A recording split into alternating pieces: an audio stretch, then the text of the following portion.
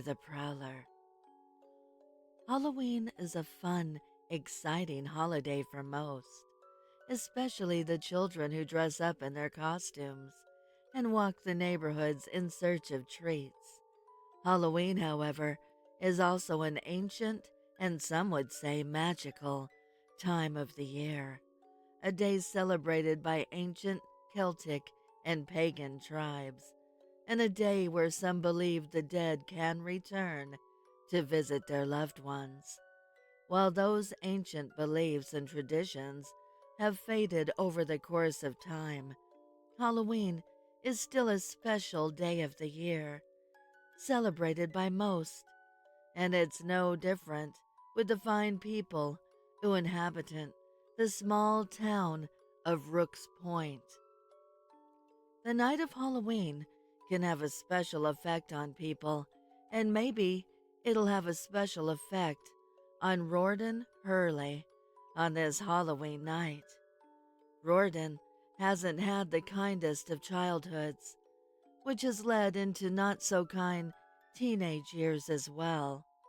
He comes from a broken home, and he lost his older sister, who happened to be his closest friend, in a car accident while they were both teenagers.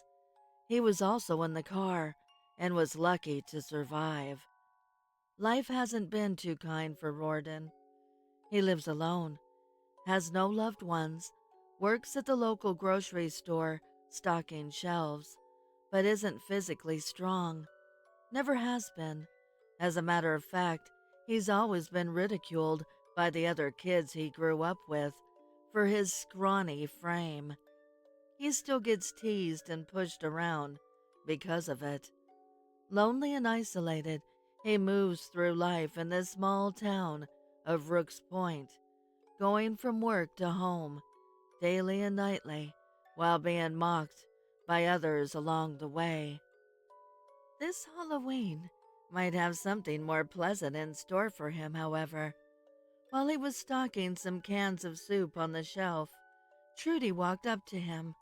She was a cashier in the store and Rorden's crush since high school. They exchanged hellos and some small talk. They were friendly.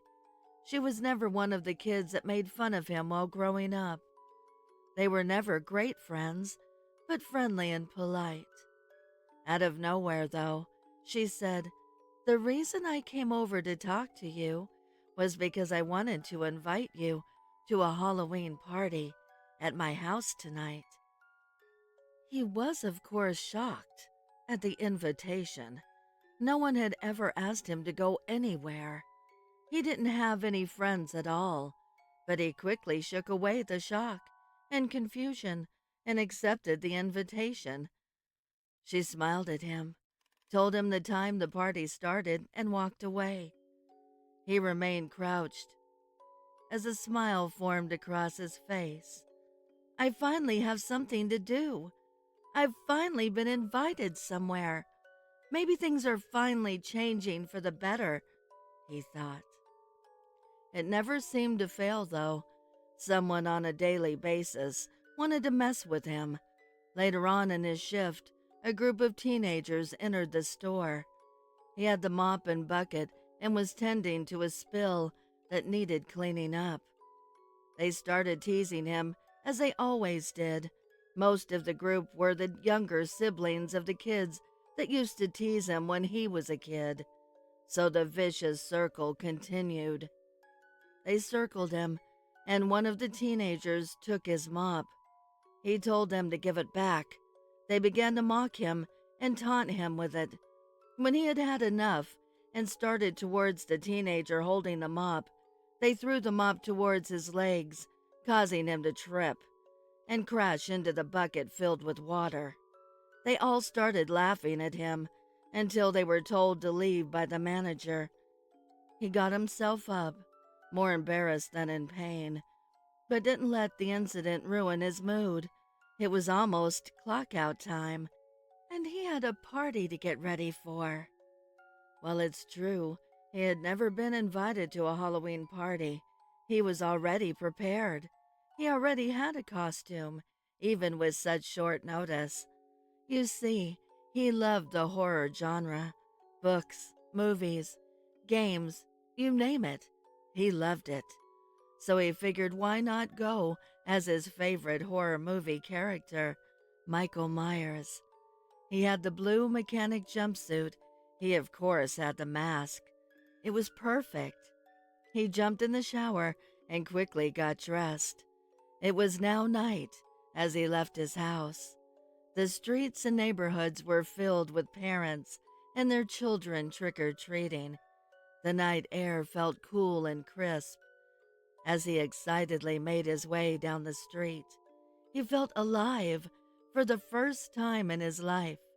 He had never felt the way he was feeling at that moment and couldn't explain the reason for it if you asked him. He felt safe and strong.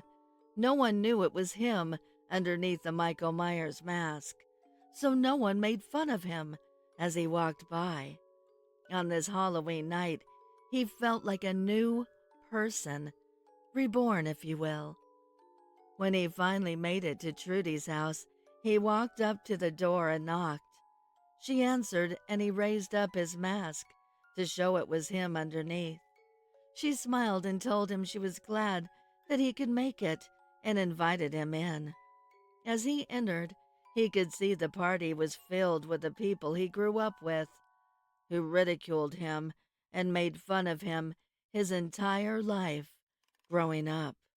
He quickly lowered his mask back down so no one could see it was him. He realized, of course, a lot of those people would be here, since everyone knew each other and grew up together. The thought just slipped his mind earlier in the excitement. He brushed it off, though, and was determined to have a good time. Nobody knew it was him yet underneath the mask, and he took advantage of it. He danced with a few girls who weren't so kind to him growing up, in particular Mindy Hickman, who was quite nasty to him in high school. They danced to a couple of songs, all the while thinking what she would say if she knew it was him underneath the mask. He then moved on and had a dance with Trudy. Afterwards, he asked where the bathroom was. He was starting to get hot dancing in the mask all night and wanted to go take it off and splash some water on his face to cool down.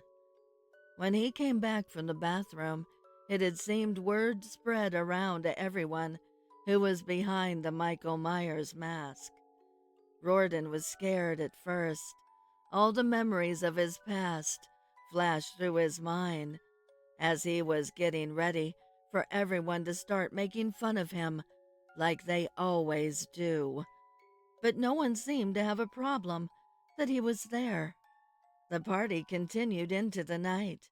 There were Halloween games and food and more dancing. The alcohol was flowing, and so was the drugs, as a matter of fact. After hours and hours of all that is when everything changed, however. All those happy party people who didn't care who was there, they just wanted to have a good time, turned back into the people they were when they were all growing up. A group of the guys started making fun of him, calling him names like they used to in school.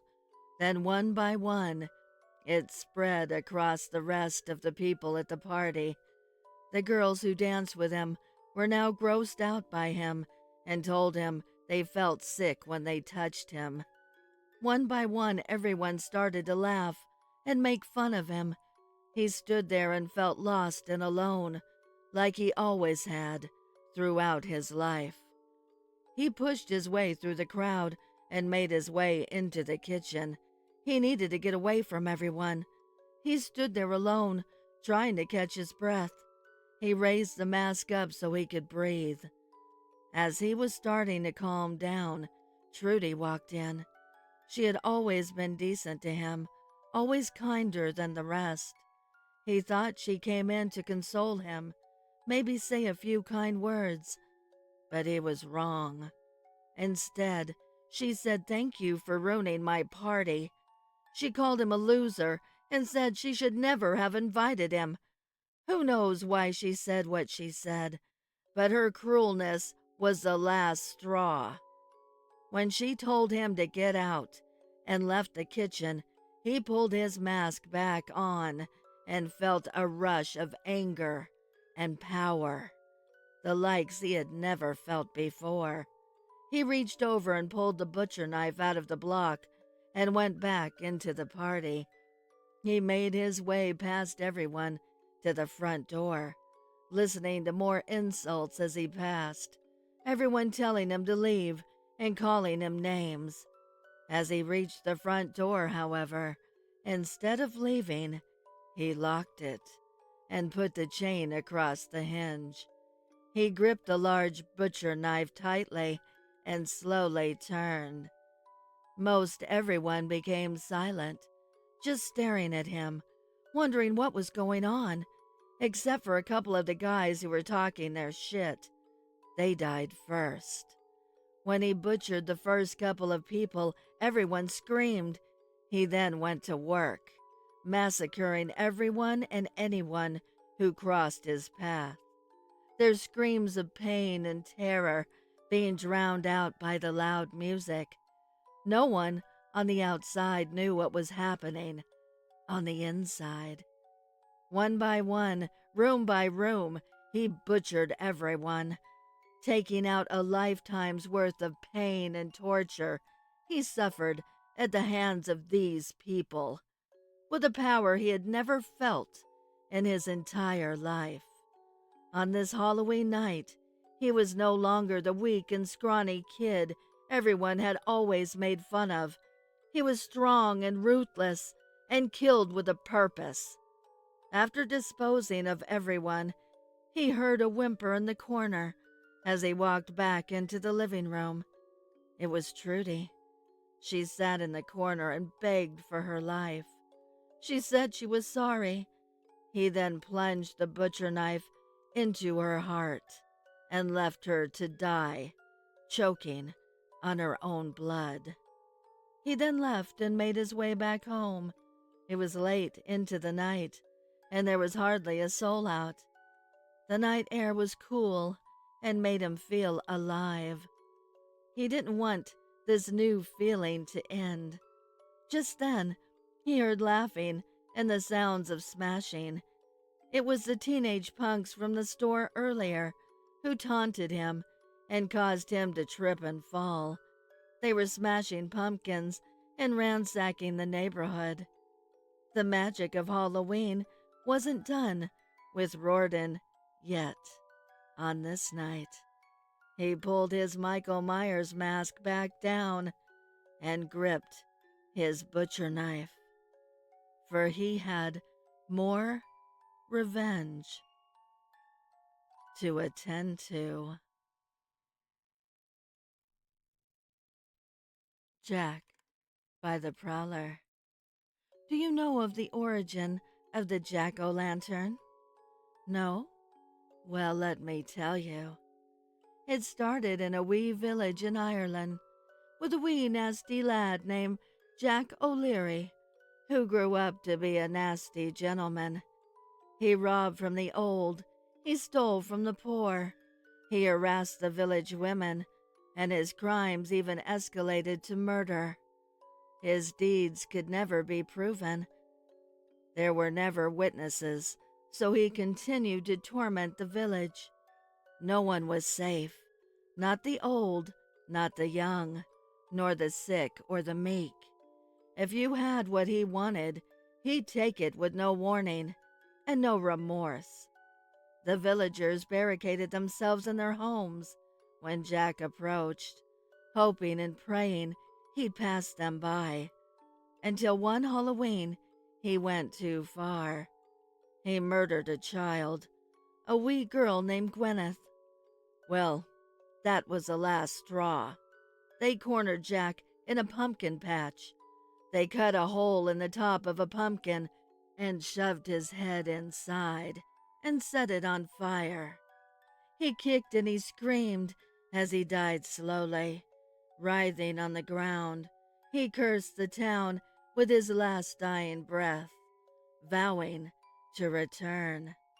So the townspeople carve faces and stick candles inside pumpkins and call them Jack-o'-lanterns to make sure Jack doesn't come back seeking revenge. The same kid has been trick-or-treating me for the last 10 years. Halloween is right around the corner, and it's the time of year I dread more than any other, more than the anniversary of my father's death, or when I have to elbow people out of the way for TVs on Black Friday. And it all started a decade ago. I was 25 back then, and the first time I felt too old to go out knocking on my neighbors' doors asking for sweets. I had not long moved out of my parents' house and had found a quiet little house share with 3 other guys. They had all gone to get pissed while I stayed in doing work that was long overdue. Halloween that year was a typical cheesy 80s movie affair. The wind was howling like a starved wolf, and the rain lashed harder than a sadistic master. The whole gimmick bored me rigid, so when the first group of children turned up begging for charity, I promptly shut the door in their faces. Their costumes were profoundly homemade, with a bargain supermarket vibe to all of them. Lack of imagination. It was around 10:30 p.m. that I first saw the kid. He couldn't have been any older than 8. He was with 3 other children, decked head to toe in flowing black robes, with an assortment of grim reaper masks. This one lad, however, had gone all out, or more likely his parents had, to terrify. He wore rags so tattered and torn that they could hardly be called clothes. He was barefoot, with his feet scabbed and ripped and covered in congealed blood. His skin had been discolored to give it a putrefied appearance. There was, however, no odor to him. As I fixated upon the boy, I began to realize that none of his companions seemed to notice he was there, nor the spine-chilling gash that ran across his neck, or how his eyes bulged with a permanent sense of horror. While I was clearing away the other kids, this one boy just stood and stared right at me. He made no movement other than to offer a festering right hand to me, presumably for sweets. I finally snapped out of my delirium and slammed the door in his face. That was 10 years ago, and I still remember every rivulet of water running down his face. How he didn't seem to register the burning cold against his ruined skin. How he gave no response when I told him, "Get the F off my garden." That night, I didn't answer the door to any more disturbers because I sensed that the kid would still be out there. When I went to bed that night, I checked quickly out my bedroom window, which overhung the front door. To see him standing at the end of my garden, staring into my face, arms still extended. I had woke the following morning to find my property, thankfully, childless, and I began to put him down to being more of a symptom of my tiring day at work, and slowly my brain deleted him from its cachet. That was until the following October 31st. Fewer trick-or-treaters that year, just a handful of people barely even trying to spook. Some even asking for money. It was becoming increasingly clear that Halloween was falling by the wayside in the neighborhood. I myself was content to settle myself in my living room. My housemates had all moved out and left me over the last 12 months, with bourbon and a few softcore movies, and fall into a deep sleep, which I was rudely awoken from at 10:30 on the dot. That's not to say that something woke me, but I was definitely jerked out of a potentially nice slumber. I was hit by that fairly common chill that some people get when someone walks over your grave. Every inch of my skin pulsed and stood on end, like a gazelle sensing a predator. Dozily, I wandered into the kitchen to grab a glass of water. While I was refreshing myself over the sink, I made the awful decision to look up and saw a sight which haunts me to this day. The boy from the year before. His face was pressed against my window, completely expressionless, with those wild, bulging eyes locked on me, unfocused. I jumped back, hitting the unit on the other side of the kitchen, giving me a searing pain on the back of my head. All the while, the boy continued to stand there, looking right into my kitchen. He made no movement to try and break the window. In fact, he showed no signs of wanting to hurt me at all. His hand was still outstretched, and the makeup he wore on last year's Halloween still etched his face, though more tatty than then, as though it had decomposed slightly. I slinked up to bed, and the next day, as before, he was gone. I was beginning to think a prank was being played on me. Now, this has happened every Halloween since that day in 2007. This boy has turned up, either on his own or with a group that doesn't know he's there, and just stares at me. I watched him until 2 a.m. a few years ago, while he stood at the bottom of the back garden, staring up into my bedroom. I thought about calling the police once or twice, but he showed no signs of aggression, so I don't know how much help they would be. What worries me is how he has not aged once over the last decade. Anyway, with Halloween so close, I just wanted to get this out there. I suspect he will be back again this year, and for once, I'm going to be tough and speak to him. I'm 35 after all, and he's just an orphan in Harry Potter's hand-me-downs. Happy holidays, everyone. Bill's Kitchen. Parents every year are petrified of their loved ones going missing, to be that one missing child on Halloween. Don't let it be mine, they pray. Decorations line my pathway from street to front door. Jack-o'-lanterns, skeletons peek behind plastic gravestones, goblin figures strewn across the lawn, a speaker playing the faint sound of a wolf howling, and terrible winds blowing, beckoning every child in the neighborhood. This is the house to visit on Halloween. And you know what? It is. I have a giant bowl full of sugary sweets on my porch, a welcoming smile for all who knock, and polite conversation for the parents who escort the little ones door to door, ensuring in this day and age the night stays as innocent as intended. But some parents don't go door to door with their little ones. Some think safety in numbers and send them with their friends off into the night. Trick or treat! The children gleefully chime in unison as I open the door, casting my eyes to the end of my driveway. No parents in sight. Wow, those are some scary costumes, I theatrically exclaim, hands in the air to a round of laughter from the younger children in the group. So who do we have here? I can see a zombie Darth Vader, a cowboy. You two must be those sisters from that Disney film Freezing. More laughter from the children. You must be a werewolf. Very scary. And you must be... Forgive me, but who are you meant to be, young man? Kneeling before the children, looking puzzled.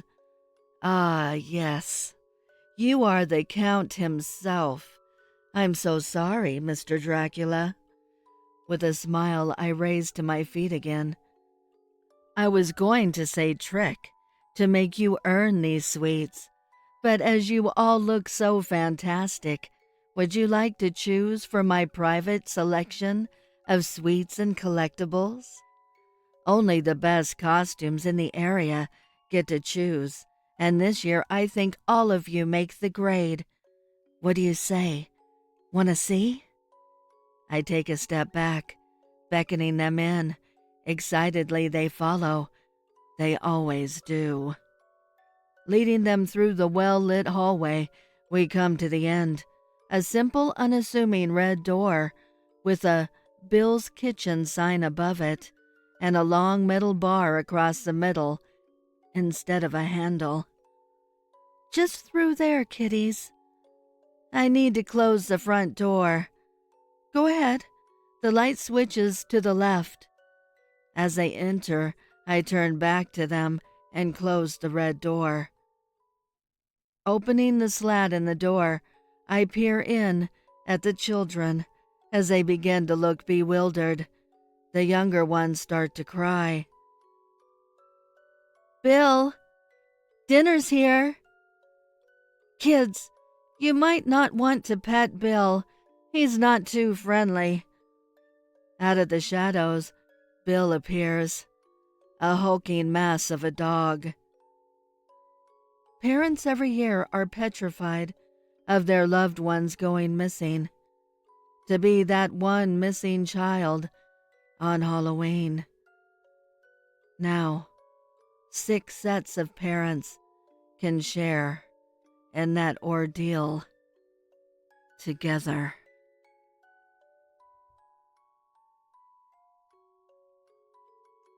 Save some candy for the boy in the burlap mask. I know this might not sound strange at first, but hear me out to the end. Please, it just might save your life. See, I've gotten the same trick-or-treater since I moved into this house 5 years ago. The first year, I had my decorations all set up across my yard and a bowl of candy ready by the front door. The doorbell started to ring around 6 with little toddlers and their parents. Then it turned into the older kids, and from there it just didn't stop. It wasn't until around 9:30 or so when I finally got to sit down and catch the end of Friday the 13th, Part 4. Not the best in the series, but I needed something until I was tired enough for bed. It was just past 11 when the doorbell rang again. It had really caught me off guard, and I planned on ignoring it. Surely no kid would have been out trick-or-treating that late. But I also figured maybe it was a kid who had gotten hurt or needed some help. So I pushed myself out of my recliner. While I was walking up to the door, a god-awful stench had seeped into my house. It smelled like someone who hadn't taken a bath in a couple of years. I looked through the peephole.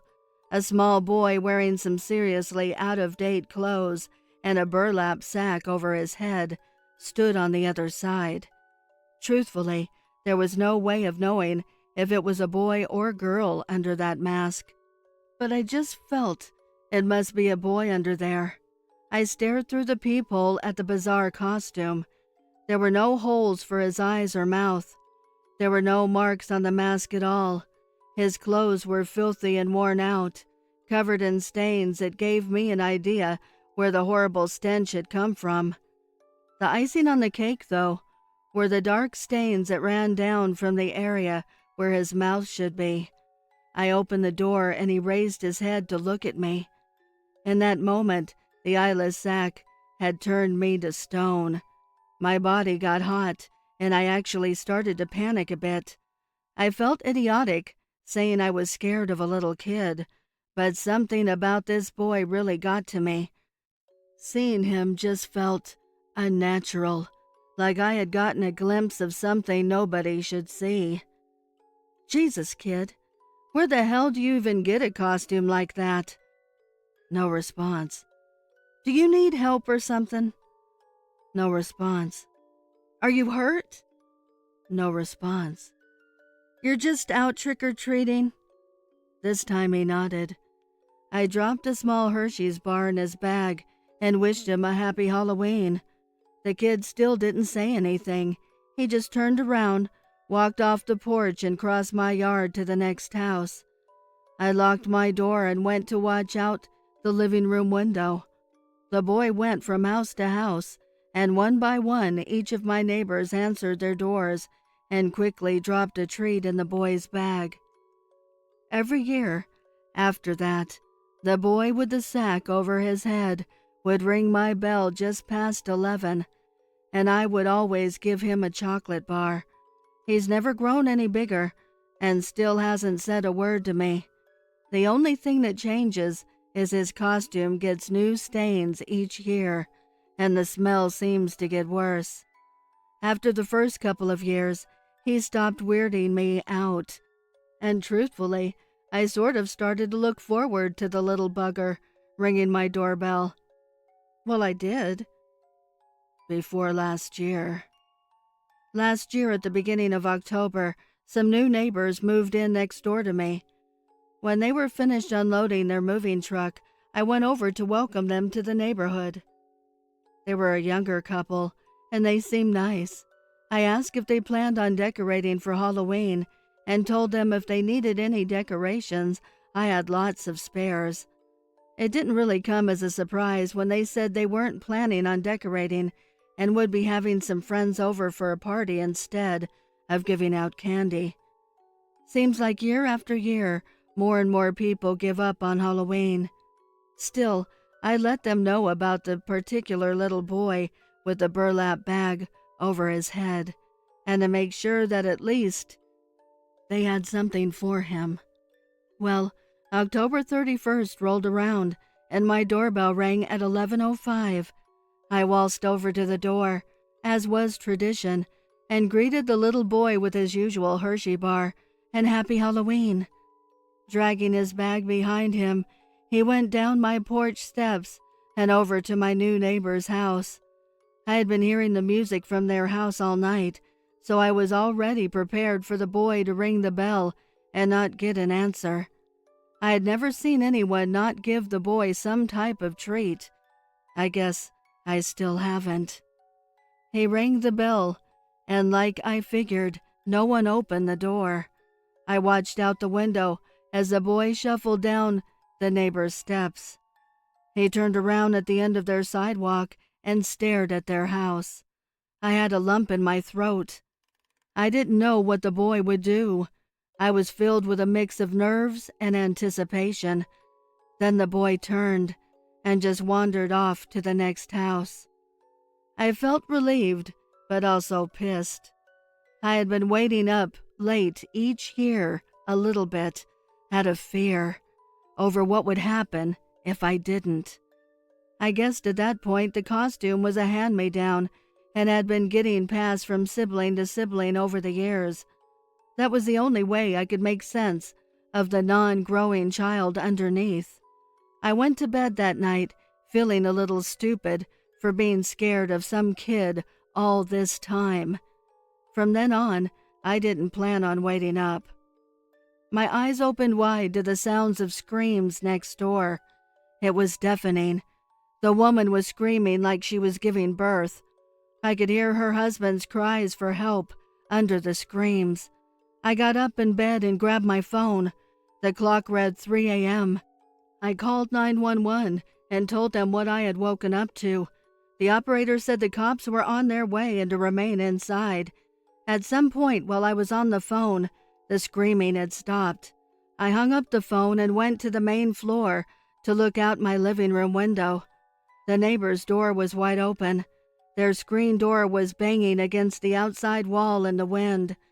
10 minutes or so passed, and the cops still hadn't arrived, and no more sounds came from the house. My curiosity got the better of me, and going against the instructions of the 911 operator, I grabbed my .45 from my safe and inched out into my yard. I approached as the screen door still swung wildly back and forth in the wind. I peered into the house. No lights were on. I took a couple of steps inside and crouched down low. That same unwashed smell that visited me every year filled the house. There looked to be a den to the right and the living room on my left. Behind the living room, I could see an LED clock in what I assumed was the kitchen. I took a couple of steps towards the den. A loud, wet slap came from the kitchen. I crept along the wall leading to the living room and felt the light switch against my arm.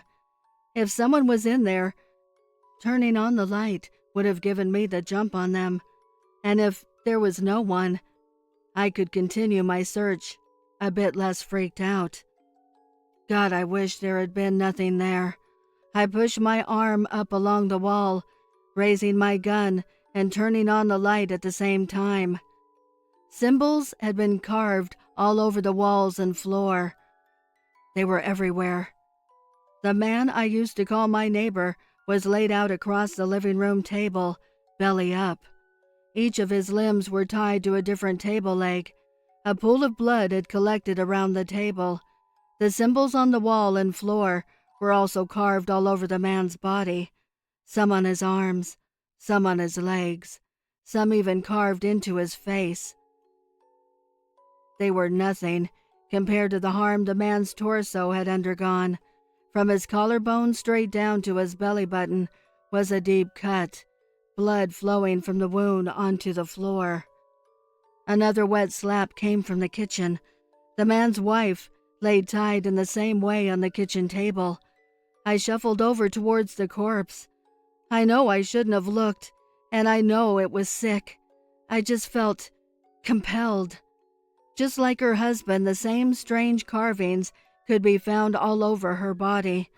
But the woman's chest hadn't just been cut open. The skin was stretched and pulled back to each side of the table. Long ropes of intestines hung from her cavity down to the floor. Her organs were scattered across the linoleum flooring. The slapping sound playing in my mind. Worse than the horrible gouge she had endured was the little bites taken out of her insides. Tiny chunks of intestines missing, and even some of her skin looked to be chewed on. I threw up on the kitchen floor. My vomit splashed into the blood on the floor. Blue and red lights were dimly flashing on the walls by then, and I heard sirens getting close as I walked out of that nightmare back into the street. The cops suspected me at first, but they quickly realized I had no involvement. They never caught anyone. Surprise, surprise. I never told them what I thought had happened. How could I? They would have thought I was crazy. So I've chosen to share this here instead. Hopefully, some of you heed my warning.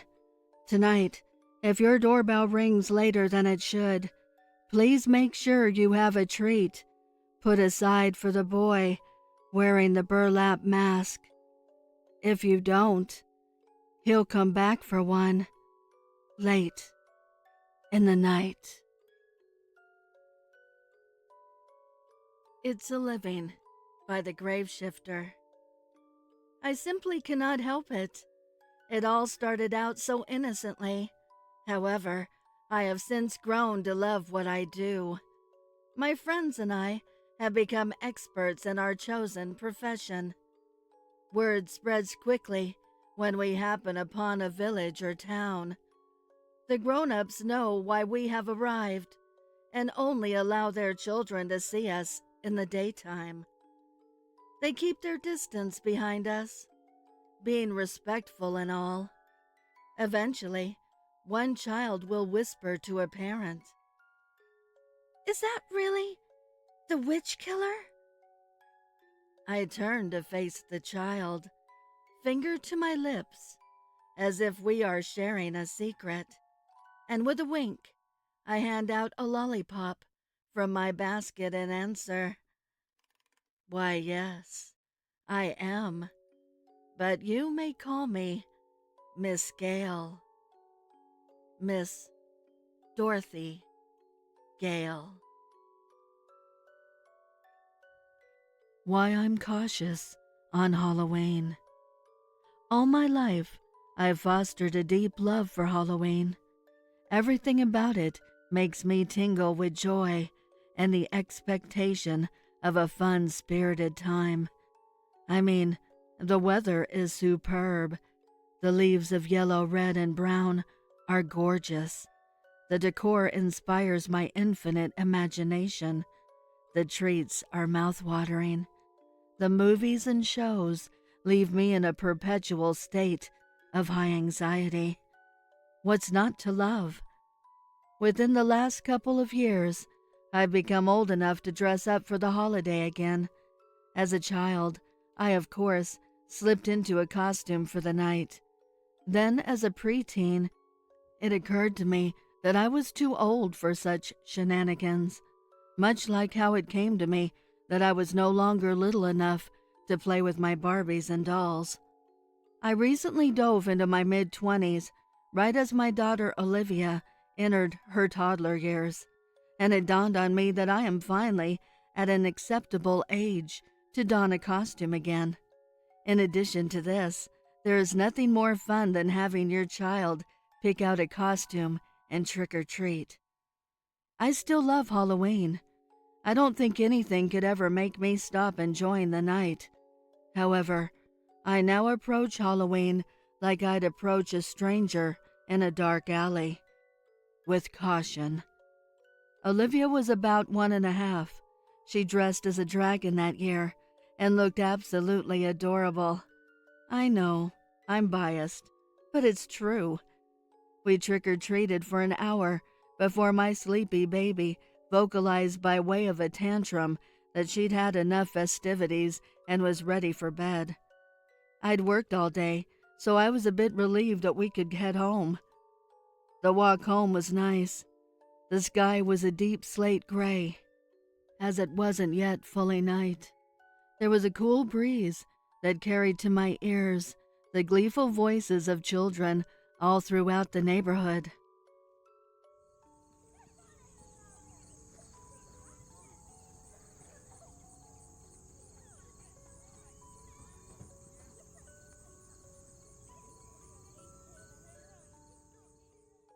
At home, I bathed my cranky baby, slapped a fresh diaper and PJs on her, and tucked her in, planting a kiss on her forehead before leaving her to drift into sleep. For myself, I changed out of my headless horseman attire, grabbed a beer, snagged a few chocolates out of Olivia's pumpkin bucket, and settled into the couch to watch a horror film on TV. I sipped my beer, ate my stolen bounty, and cringed into the cushion at every jump scare. When the credits of the movie rolled, I turned the TV off and showered, ready for bed.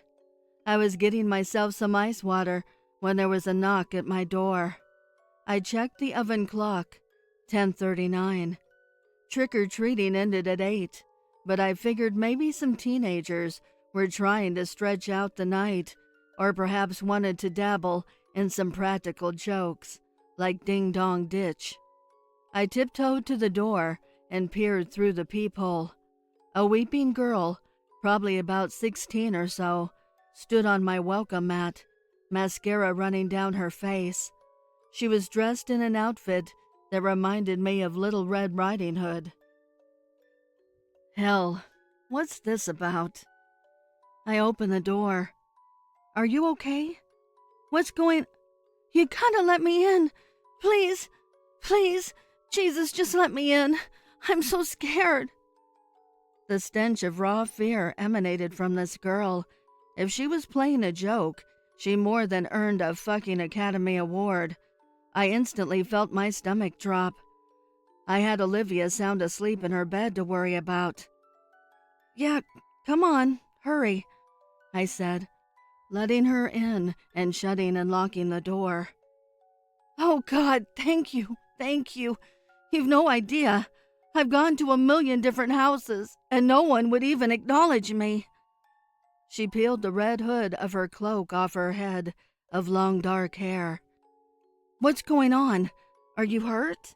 Do I need to call your parents or the cops or both? No, she shouted, throwing her hands up in front of her. I flinched. She lowered her hands to her side. I mean, no, that's not necessary. I'm okay. Can I get a drink, please? Yeah, yeah, but you're gonna tell me what's going on, right? She solemnly nodded, chewing on her bottom lip. After I'd given her a glass of water, we sat on my couch. She guzzled the water down and put the empty glass on the coffee table. I cleared my throat.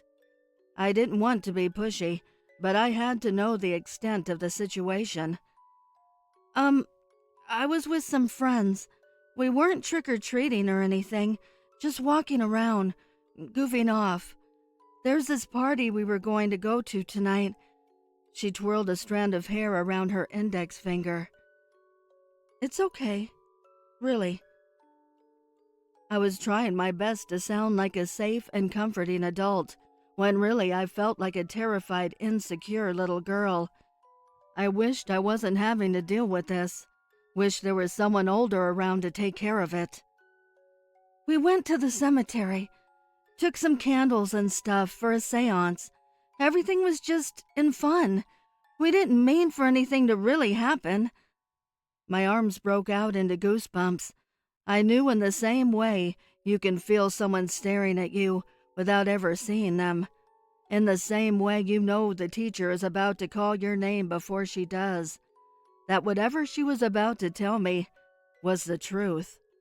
I squirmed in reluctance to receive it. I wanted my mom. At first, we thought it was a train because it sounded far off. Then we thought it was the wind, but the trees weren't moving. Then, that's when the grave next to us crumbled. We all screamed and scattered. I ended up alone, running past grave after grave. Her voice was getting shrill, hysterical, tears running down her cheeks. I tripped over something, and when I stood up, there was this woman standing in front of me. She was in a long black dress. Oh, God, and this terrible smell. She smelled like death. Her face, her eyes were completely white, and her mouth was open. She had all these teeth, like some kind of monster. But the worst part was the axe stuck in her neck, and her head was crooked, like it was barely hanging on. She swallowed and closed her eyes, rubbing her arms. She touched me, touched me with these long talon-like nails. I screamed and ran and tried to get someone to help me, and then you answered your door. I don't know where my friends are, but I'm so scared. Her pale face flushed suddenly. I was so scared, I wet myself. She whispered in a small voice, avoiding my face. I was stunned. I had no idea how to react. The rational part of me said, "This girl is messing with you." "You aren't fucking with me, are you?" "No," she cried. "I swear." I hate to ask this, but have you been using drugs?" She shook her head. "I had 2 beers hours ago, that's it." I wet my lips with my suddenly heavy tongue. "What about your friends? You don't think it's possible they were playing a joke on you?" She stared off into space. "I hope they were." An impregnated silence followed before I shattered it as I got up and started for the hall. "Just hang on a sec. I'm going to get my cell, so you can call your parents, okay? And I think I have a pair of pants you can fit into, too. Just breathe. You're perfectly safe now." She didn't answer me, just kept staring at nothing. The goosebumps materialized again. On the way to my room, I checked on Olivia. She was sleeping peacefully, blissfully unaware of the situation in the living room. When I returned, the dialer already open on my cell. The girl was gone. I raced to the door and flung it open. I looked up and down the street for her, but saw no one. Eaten alive with worry, but not knowing what to do, I barely slept that night. The next day, as Olivia was eating yogurt melts in her booster seat, I searched the living room for a book I hadn't yet read through in order to get my mind off the mysterious teenage girl. En route to the bookshelf, I paused in front of the couch. There where the girl had sat were what resembled bloodstains in 4 different places. 2 were on the cushion you sit on, and the others were painted on the top cushions. The sight knocked the wind out of me. Had she been bleeding? And how had I not noticed that she was bleeding, if she was? Why hadn't she told me she was hurt? As silly as I'd feel doing so, I felt compelled to call the police, to at least ensure this girl was safe, but the news anchor speaking on my TV halted my intentions and captured my attention. Hill Cemetery. The teenage girl was found dead at approximately 10 this morning by the groundskeeper. Authorities are not releasing details of her death at this time, but did state that she appeared to have died sometime last night. My gut screamed out, "It's the girl! It's the girl from last night!" I practically threw Olivia into her car seat in my haste to leave, buckling her and slipping behind the wheel in the driver's seat. I peeled out of the driveway, narrowly missing my mailbox, and zoomed through the streets of my neighborhood, neighbors openly gawking. 15 minutes later, I pulled into the parking lot of the sheriff's department. I burst through the entrance, Olivia in my arms, and jogged up to the front counter. Before the officer standing there had a chance to speak, I cried out, "I want to speak to someone about the teenage girl found at the cemetery." "Uh-huh. Yes, ma'am. Come with me." I followed the deputy through fluorescent halls of generic metal doors. He stopped outside one and...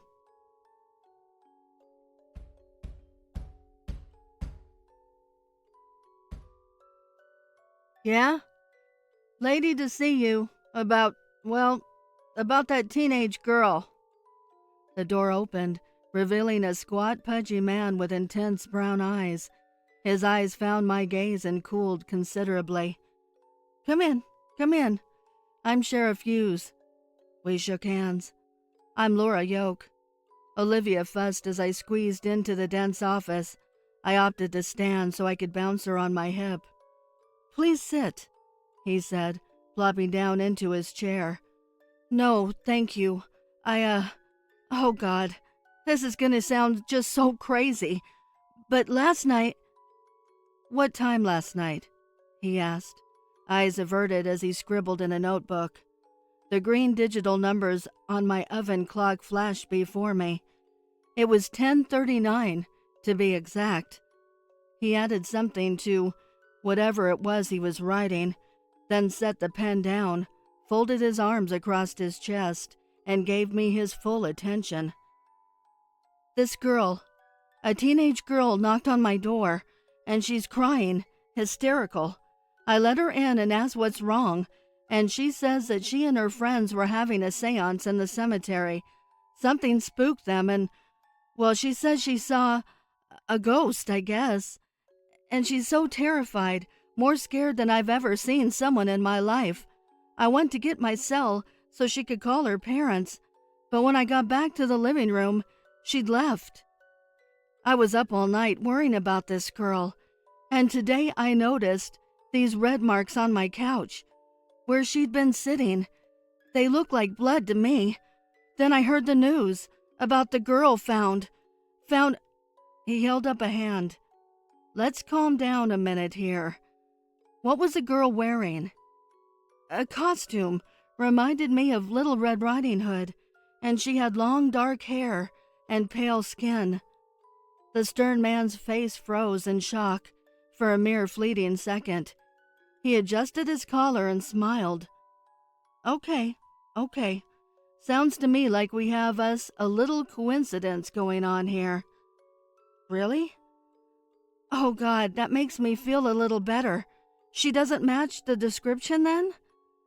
"I cannot say that. It's an ongoing investigation. But I am going to tell you something else that I shouldn't, because I see how concerned you are. Couldn't have been that girl.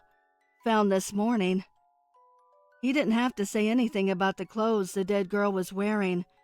I was positive my visitor matched the body in the graveyard based on his expression when I described her. "Wait a second. I saw your face when I described how she looked." He dismissed my observation. "Couldn't have been her. I say, because the girl found this morning was already dead by 10:30 last night. She was dead from about 8:30. I scoffed. "How accurate is time of death?" "Pretty damn accurate." "It's pretty accurate, ma'am." "So there. It couldn't have been the same girl, unless you are wrong about the time." No, I know it was 10:39. I know because I looked at the clock and thought about how trick-or-treating had ended right before I went to the door. I'm 100% sure of the time." "Okay, but what about the red stains on my couch?" He clucked his tongue and tipped his head to indicate Olivia on my hip. "Ma'am, toddlers are professional mess makers. She probably got a hold of something you didn't even realize she had and leaked it all over your couch. Don't you think you would have noticed if this girl from last night was wounded? I mean, was she acting hurt?" "No," I mumbled. "I even asked her if she was hurt, and she said no." "There, it's settled then. Nothing but a coincidence." I left there feeling a tad foolish, despite a nagging voice in my head that said something was wrong here. I hadn't believed Sheriff Hughes was right, but I needed so badly to trust in his argument, to have a sense of closure about those strange events, that I convinced myself I was fretting over nothing. With a little time and some avoidance on my part of the news in any form, I settled back into normalcy and soon rarely thought of Halloween night, not until Thanksgiving. At Thanksgiving dinner, my aunt's husband, a sheriff's deputy in a neighboring county, brought up the cemetery murder after he was 3 drinks deep. You just wouldn't believe the sickos running around in society, pretending to be effing normal. Ugh, it just turns my stomach. Like that girl they found here at what's it called? He looked to my aunt. Park Hills. Yeah, Park Hill Cemetery. My blood turned to ice. That crazy shit. Now I know they kept the details out of the papers, out of respect for the girl's family, but I gotta tell you, because it is a perfect effing example of the kind of sickos I'm talking about. This guy, who they've never caught and probably never will, actually axed the poor girl's arms and legs. That's right, axed them, to make it look like that woman's murders from way back when. Robbie, maybe... Honey, please, I'm telling a story here. Let me finish. Wait, are you talking about Tallulah James? They made it look like Tallulah James killed her? Really?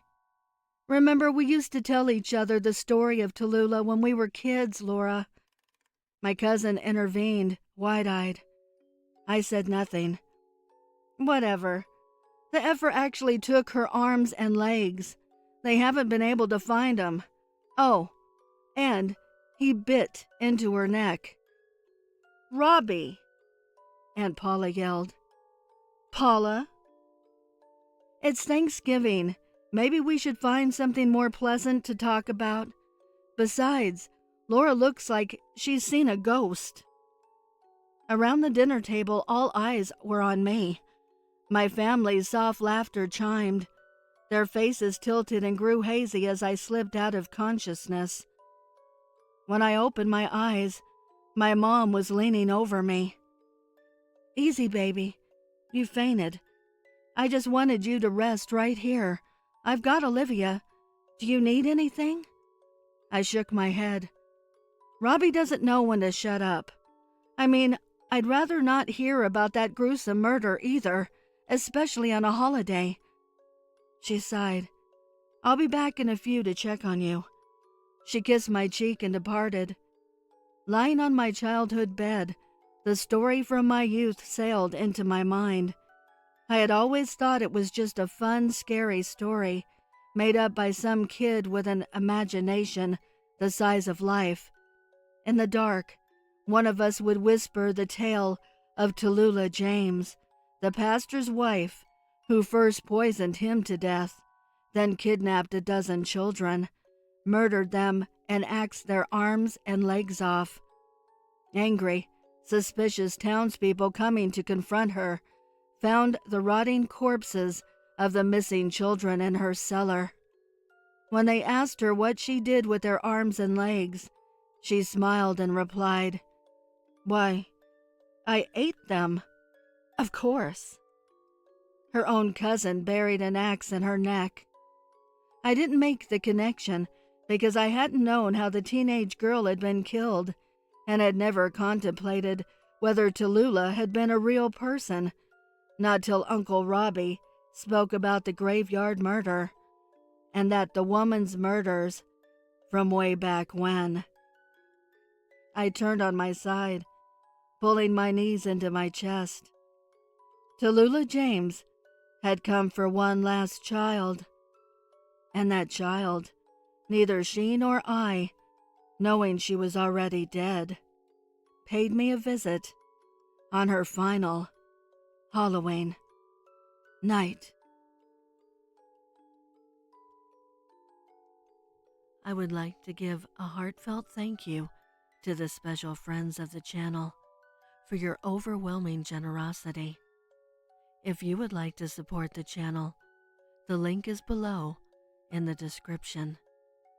Also, please send me your stories and poems to duchessofdarkness27@gmail.com.